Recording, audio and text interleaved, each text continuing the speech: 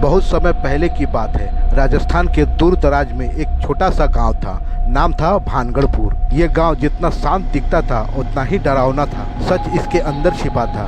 वहाँ एक ऐसा रहस्य था जिसके बारे में सुनते ही लोगों के रोंगटे खड़े हो जाते थे। ये कहानी है उस शैतान की जिसे सभी लोग भूखा शैतान कहते थे, क्योंकि वो सिर्फ एक चीज चाहता था, इंसानी खून। भानगढ़पुर गांव में एक पुराना कुआं था। किसी को नहीं पता था कि उसे कब बनाया गया है, लेकिन सालों से वो बंद पड़ा था। गांव के लोग दिन में भी उस कुएं के पास नहीं जाते थे। सभी कहते थे कि उस कुएं में एक राक्षसी आत्मा रहती है जो भूखी है, बहुत भूखी। वो इंसानों को जिंदा निगल जाती है। बच्चों को सख्त मना था उस कुएं के पास जाने से। अर्जुन और राधा एक नवविवाहित जोड़ा था। गांव में रहने आए थे। उन्हें बहुत सस्ता में सुंदर घर मिला, लेकिन वो कुएं के बिल्कुल पास था। गांव वालों ने चेतावनी दी, इस घर में रहना आसान नहीं है। रात में कोई दरवाजा मत खोलना, खासकर उस कुएं की तरफ मत जाना। अर्जुन एक साहसी लड़का था। उसने इन बातों को अंधविश्वास समझकर अनदेखा कर दिया। वो कहता था, अगर कोई भूत है तो मैं देखता हूँ। शादी की पहली रात अर्जुन ने दरवाजे के पास किसी की रोने की आवाज सुनी।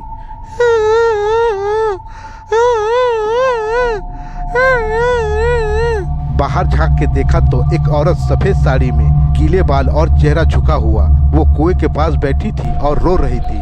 अर्जुन डर गया, लेकिन उसकी आंखें उससे हट नहीं रही थी। अचानक उस औरत ने अपना चेहरा ऊपर उठाया। वो चेहरा इंसानी नहीं था। उसकी आंखें लाल थी, चेहरा सड़ा हुआ था।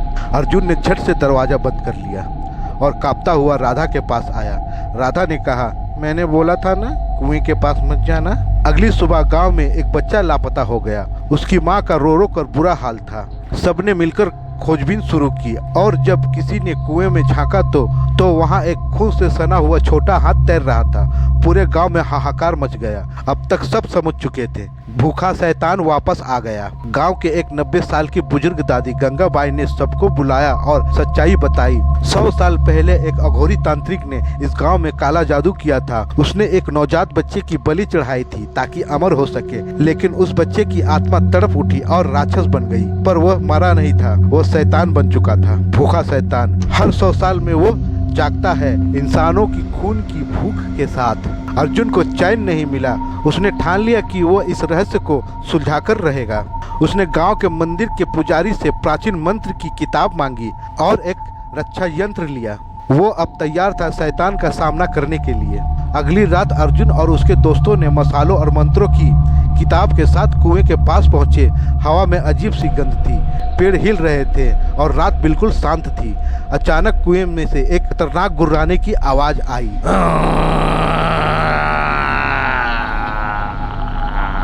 और एक काले धुएं के साथ एक भयानक आकृति बाहर निकली। उसका कद 10 फीट से ऊंचा था, बाल बिखरे हुए, पूरा शरीर खून से सना हुआ था। वो भूखा शैतान था। उसने एक ही झटके में अर्जुन के दोस्तों को उठा लिया और कुएं में फेंक दिया।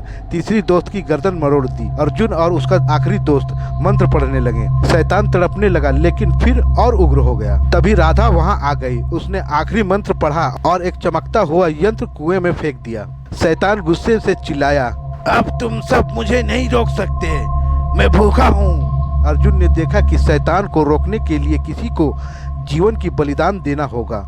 उसने राधा को पीछे हटाया और कुएं में छलांग मार दी। यंत्र के साथ एक तेज चीख, लाल प्रकाश और फिर सब शांत। उस रात के बाद से भूखा शैतान कभी नहीं लौटा। गांव वालों ने उस कुएं को लोहे की जंजीर और ताले से बंद कर दिया। अर्जुन का बलिदान गांव में हमेशा याद किया जाता है। राधा अब गांव की सबसे माननीय महिला है, जो सबको सिखाती है कि डर से नहीं, समझदारी से जीना चाहिए। अगर तुम कभी भानगढ़पुर जाओ तो उस कुएं के पास मत जाना, क्योंकि कोई नहीं जानता भूखा शैतान सच में मर चुका है या अब भी किसी अगले अर्जुन का इंतजार कर रहा है। दोस्तों, मेरी कहानी अगर आप लोगों को पसंद आए तो कृपया लाइक और सब्सक्राइब जरूर करें मेरे दोस्तों, मेरे मित्रों, मेरे यारों।